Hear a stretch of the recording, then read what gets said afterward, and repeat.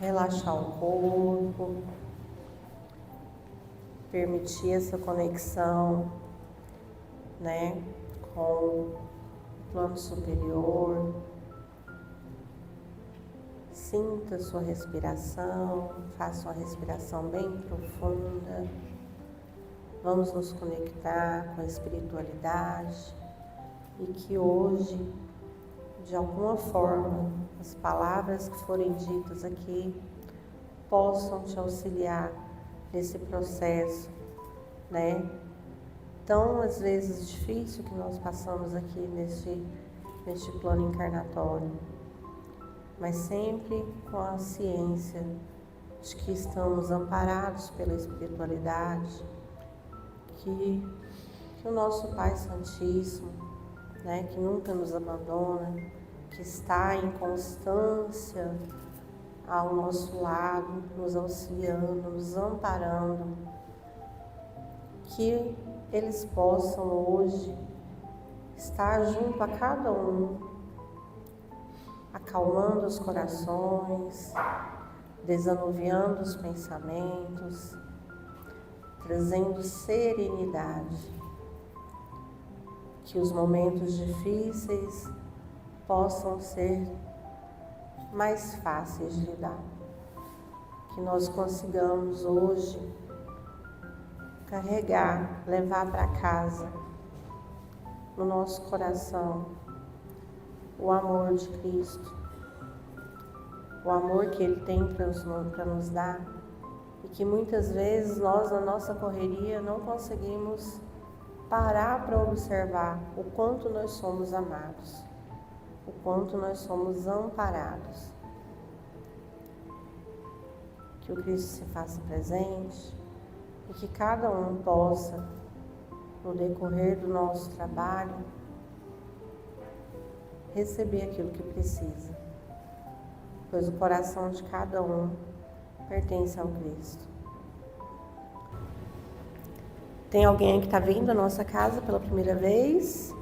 Não?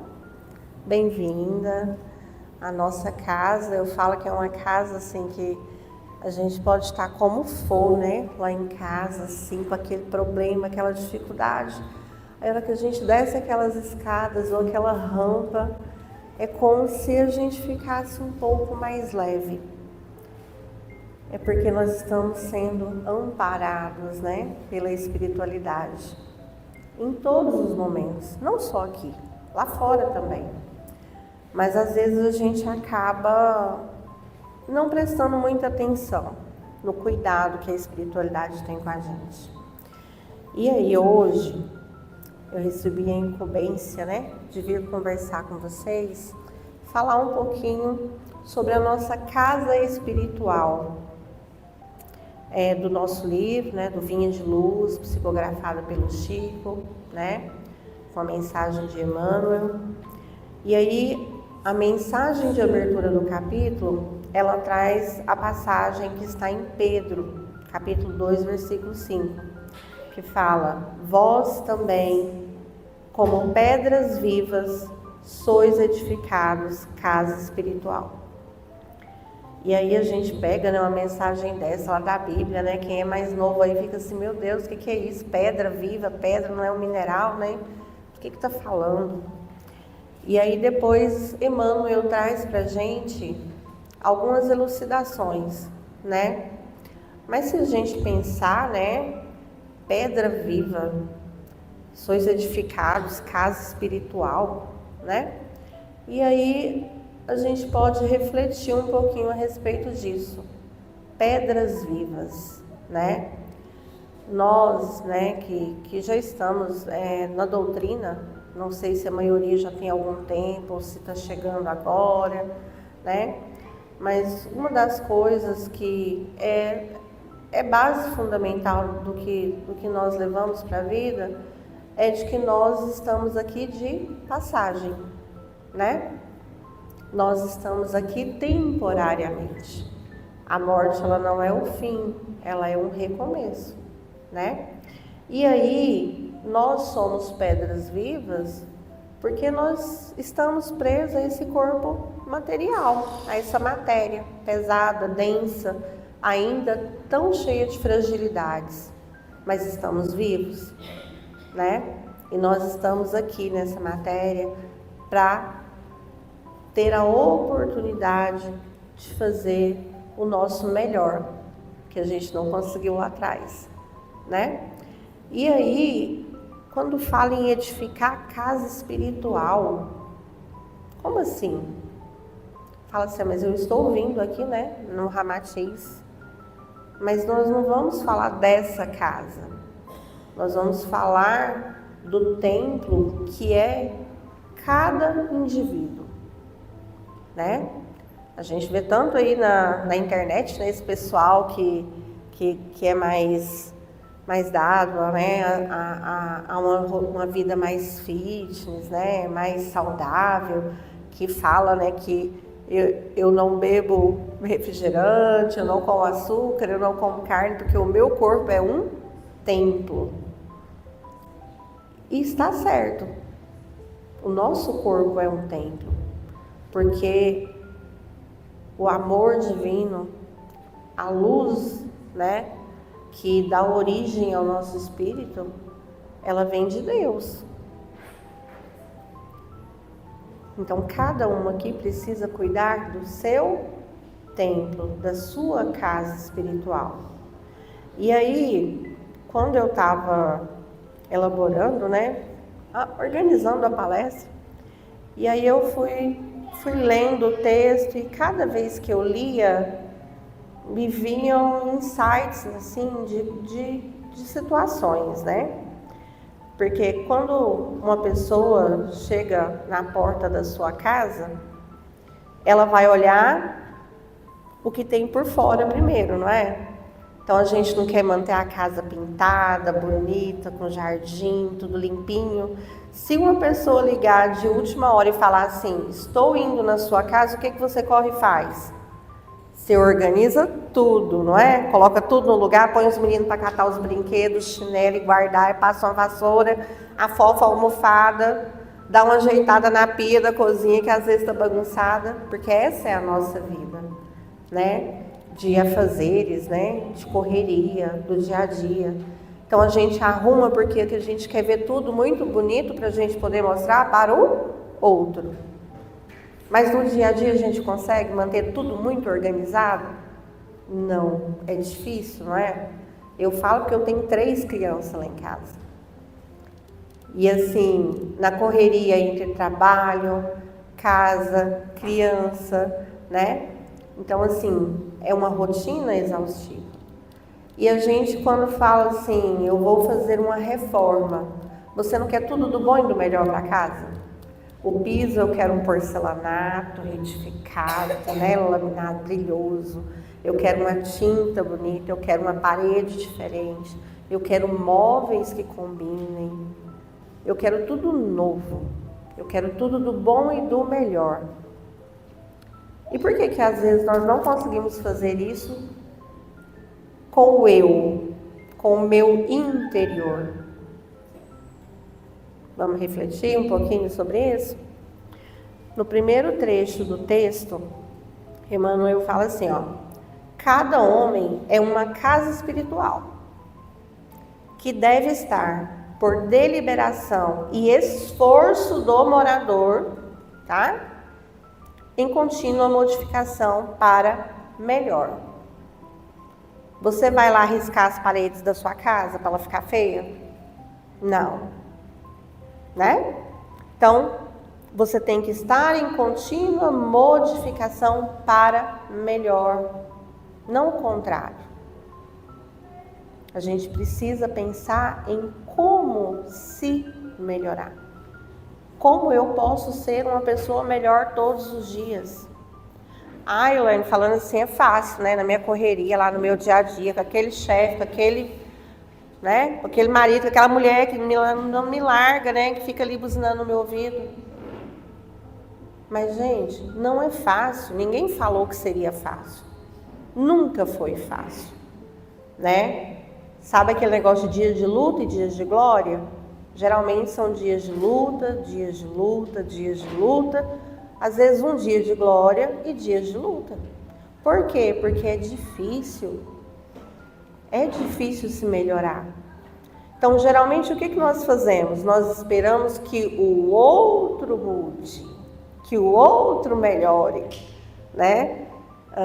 A minha filha esses dias virou contando uma para outra dentro do carro, né? Que a amiga tinha falado alguma coisa lá para ela falou assim, fulana, melhore. Eu falei, ela não tem que melhorar, é você que tem que melhorar. Você tem que aprender a ouvir. E às vezes a gente espera sim que o outro mude. Ah, fulano é muito estressado. Mas e você? Será que você também não tem os seus momentos de estresse? Fulano, nossa, vive para trabalhar. E você vive para quê? Você vive para quem? Porque geralmente nós também temos muito disso. Eu me coloco em segundo lugar, né? Eu me isolo para tomar conta do outro. Aí eu quero que o outro melhore, que o outro evolua, que o outro se recupere.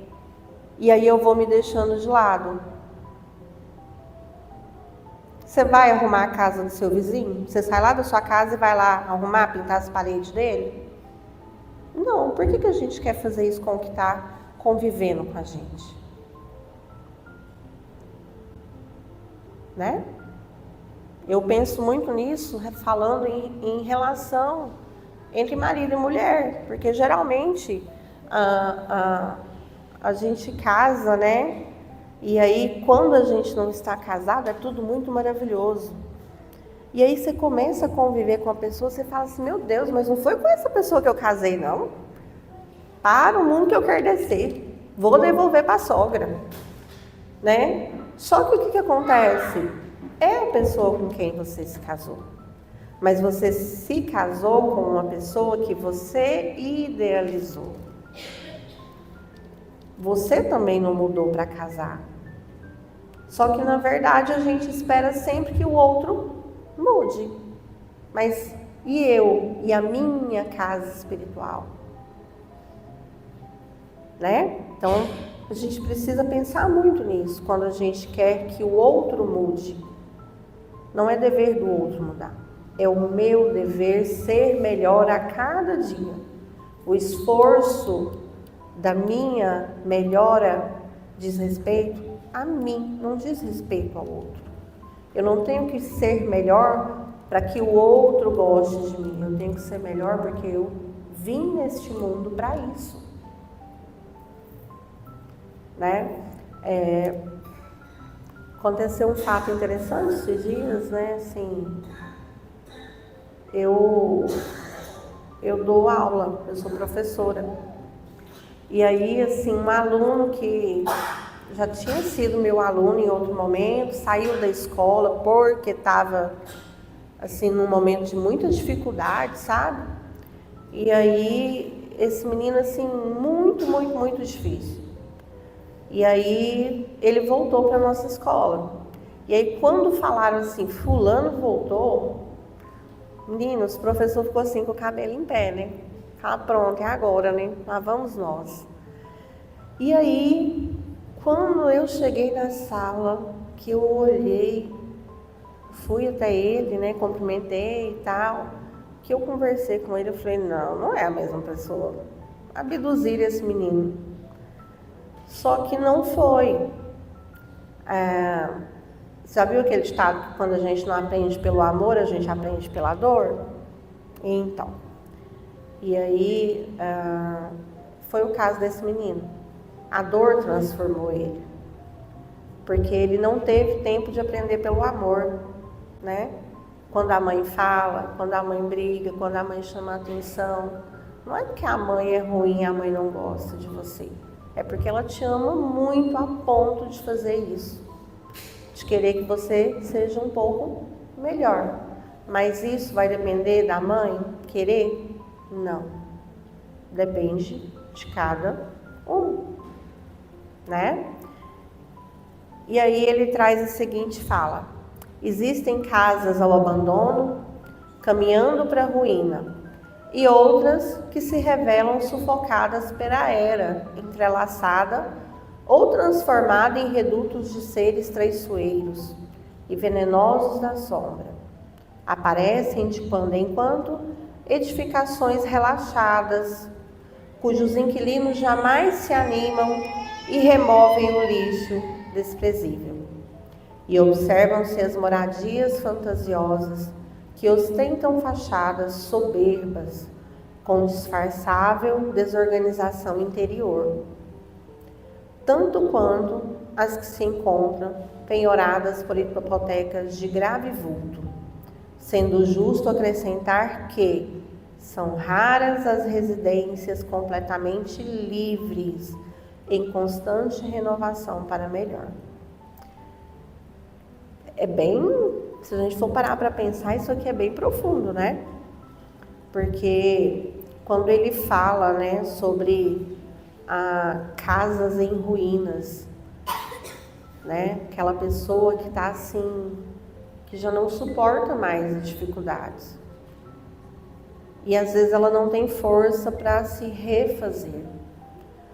E aí ele lança, né, a questão daquelas pessoas que não remove o lixo.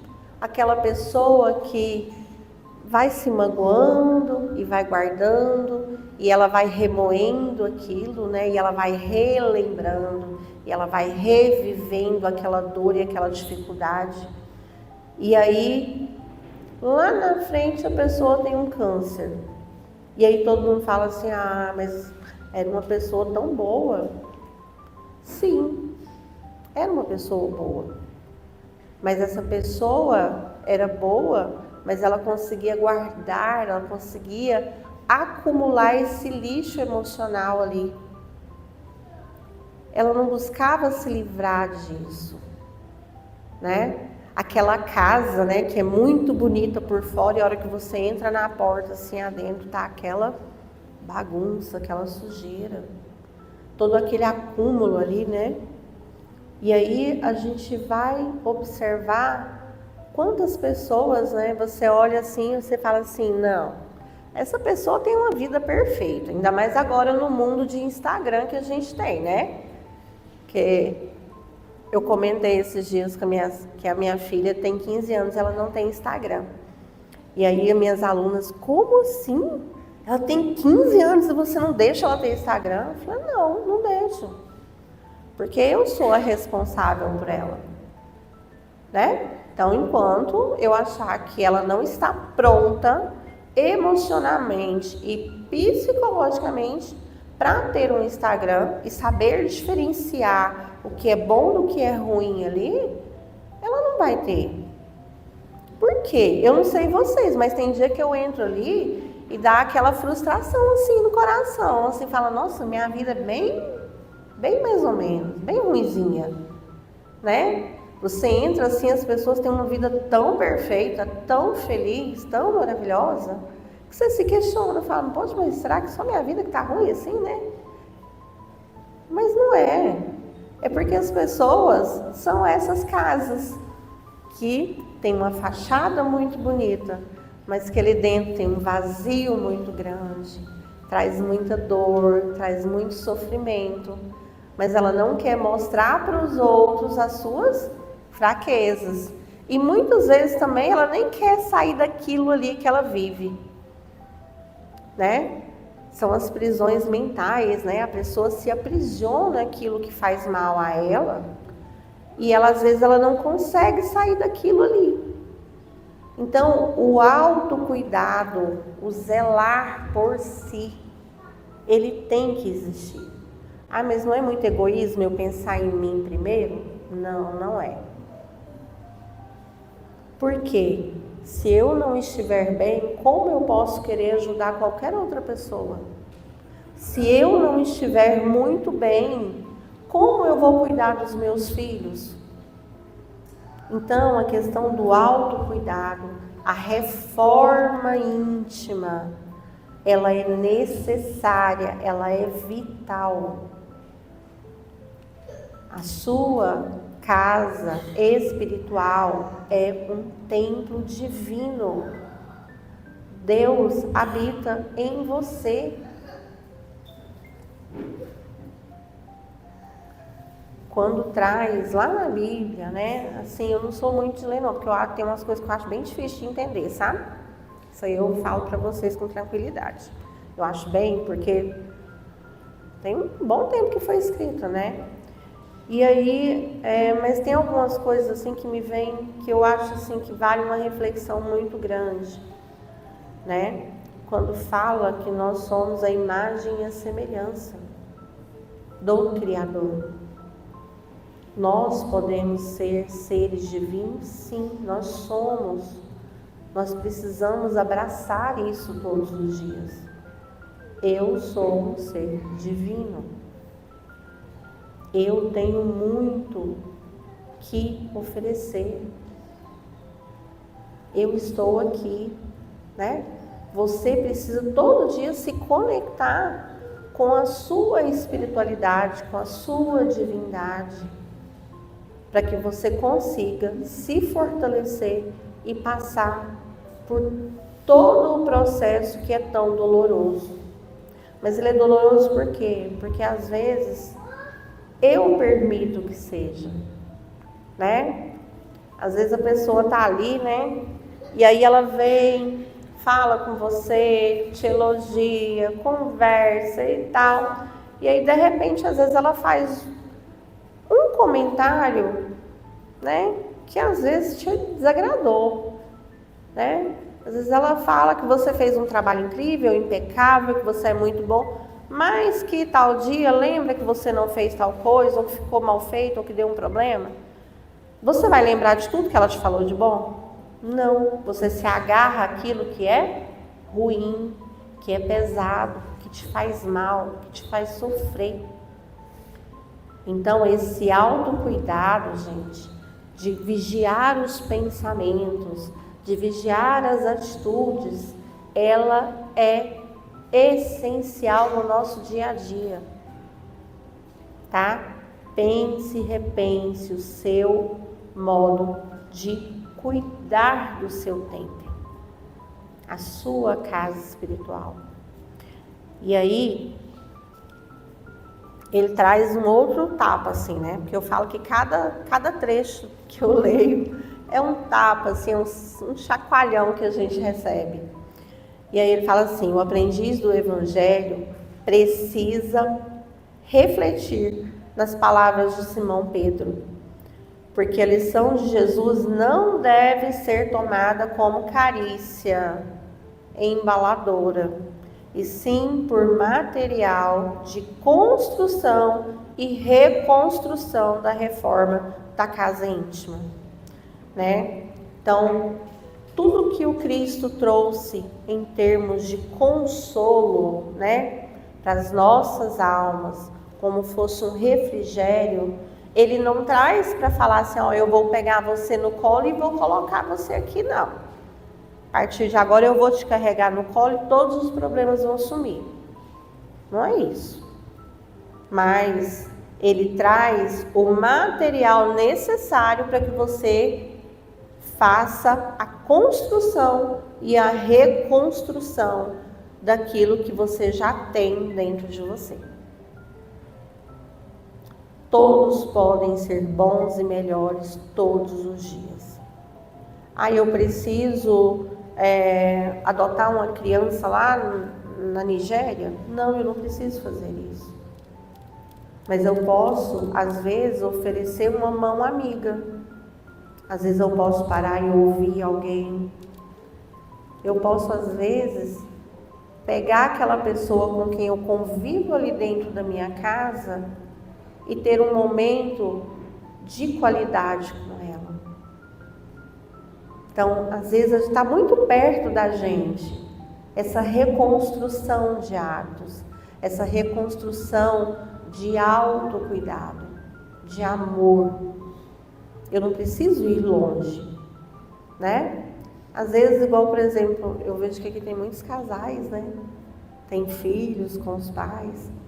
E aí, assim, quantas vezes, às vezes, senta o casal ali na mesa, um tá com o celular aqui, o outro tá com o celular aqui. E aí fica ali os dois, trocam uma palavra ou outra, mostram um meme ou outro, né? E aí? O quanto eu estou ofertando do meu tempo, do meu amor e do meu cuidado para aquela pessoa? Que possamos agir pensando em ser melhor.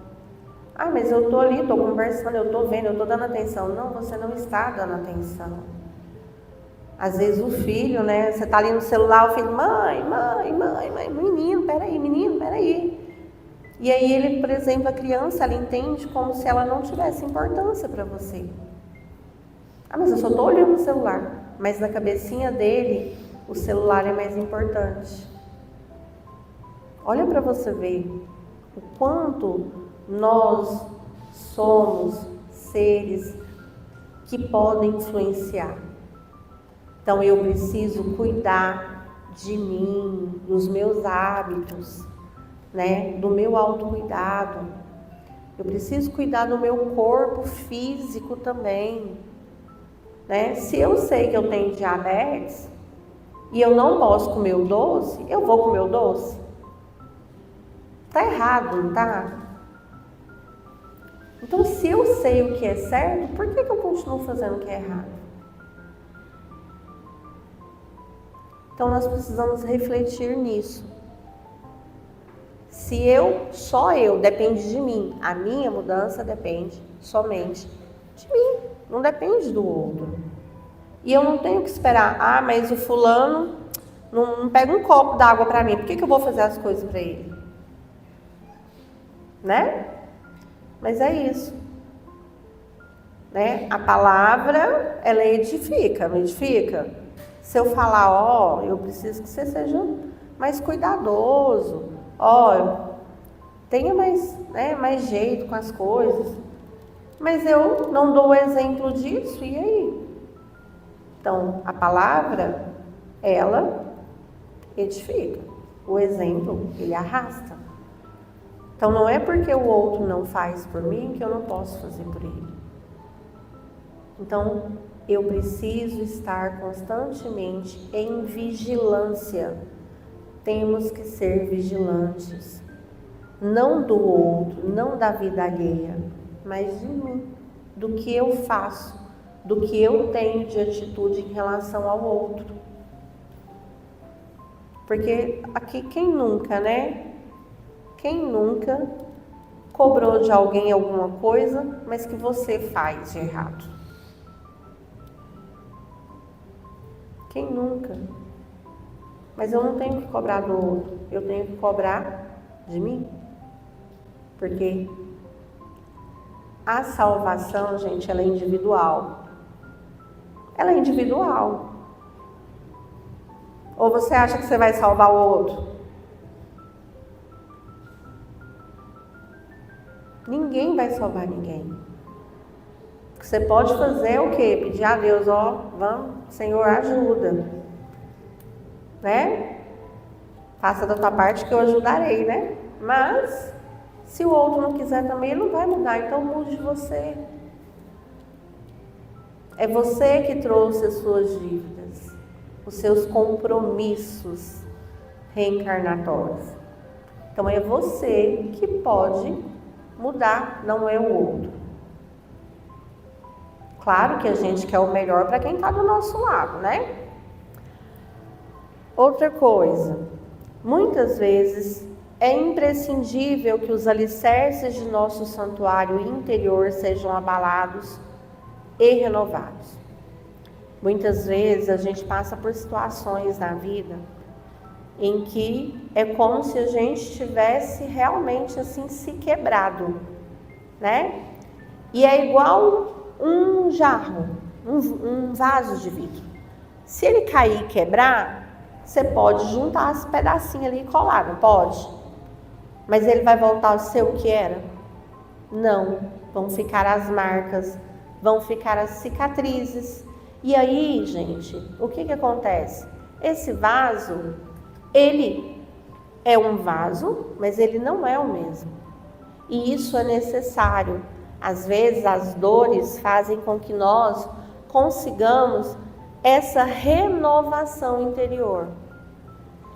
Tem um documentário na Netflix, eu não vou saber falar o nome para vocês, mas se eu não me engane, tá? É O Poder da Mente, alguma coisa assim.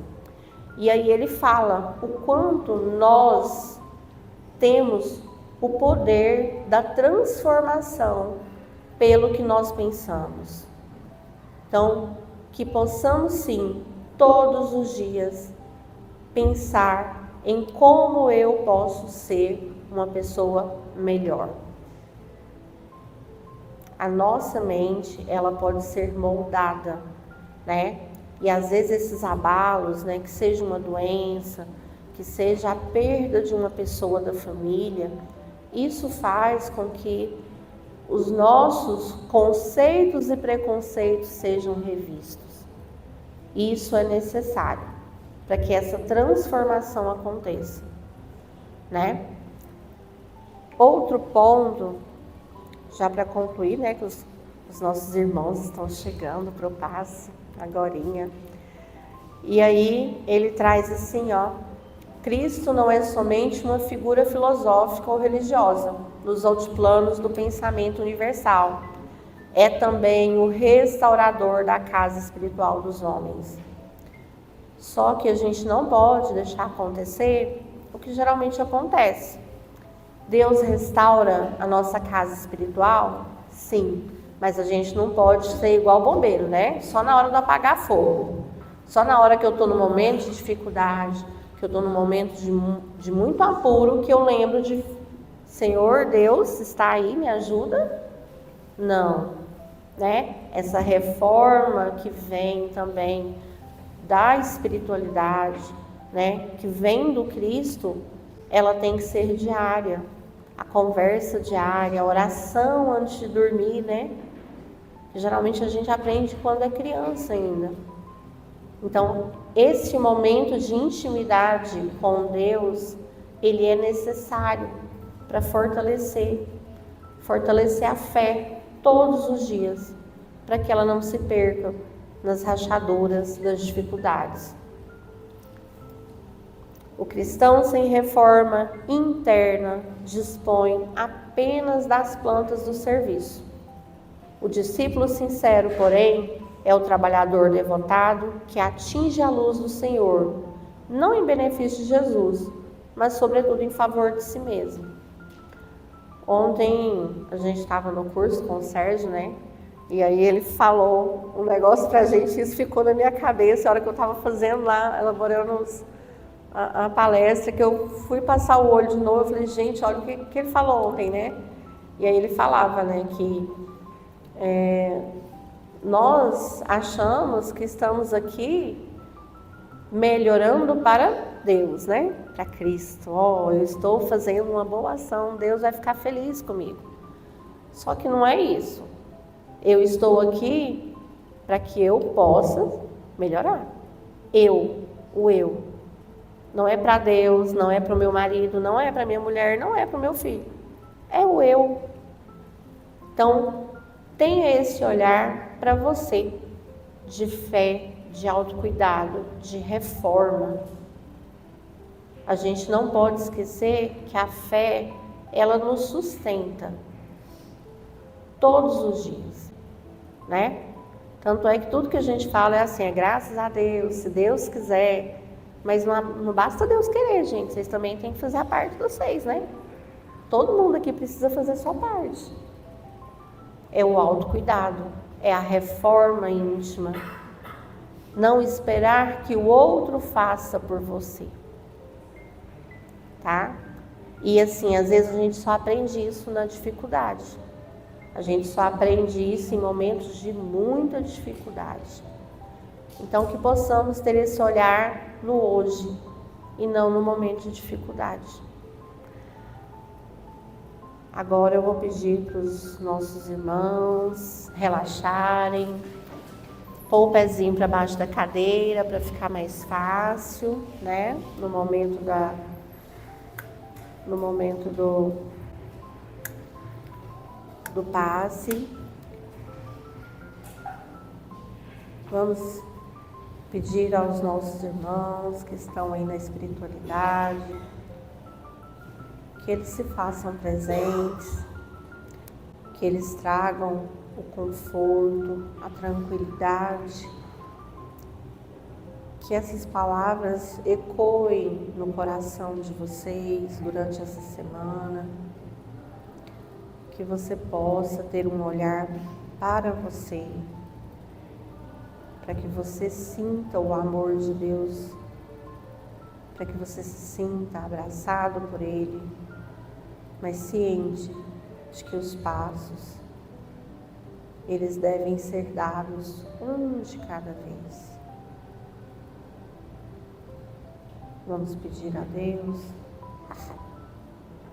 que traga ao coração de cada um aquilo que está buscando, seja o amor, seja o conforto, seja o carinho, aquela pessoa por quem você está preocupada hoje, aquele momento em que você precisa pensar naqueles que você ama, mas antes de tudo,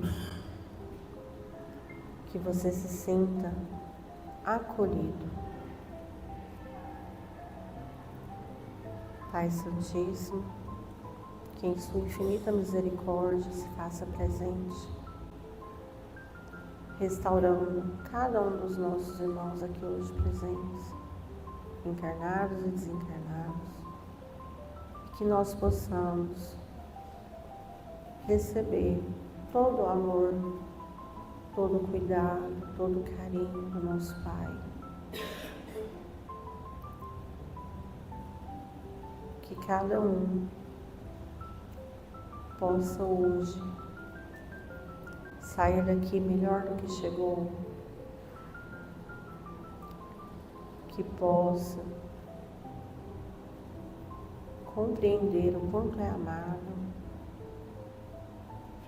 que você possa entender que você está sendo visto sim pelo Pai. Você não está só, você não está abandonado. Em todos os instantes, o Pai está ao seu lado.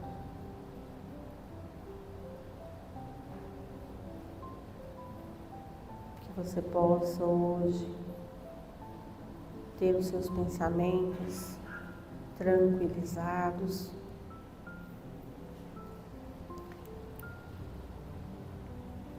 que você possa sair daqui com o peito mais leve, sem angústia, sem a tristeza, sem a preocupação, pensando, levando com você a certeza de que tudo passa. Não há nada que é ruim que dure para sempre, nem nada que é tão bom que não dure para sempre.